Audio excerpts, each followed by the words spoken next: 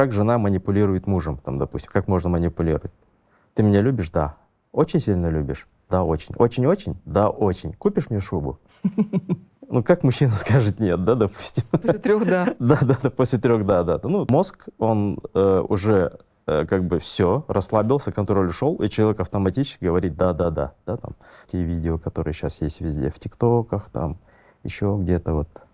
Они тоже так вот же, тоже бесконтрольно просто идут, и ты просто воспринимаешь информацию. Ну так, интересно, и листаешь, смотришь, часа 2 прошло. А что происходит в этот момент? Не успевает мозг оценить, это нужно или не нужно, а информация зашла. Слишком короткое время.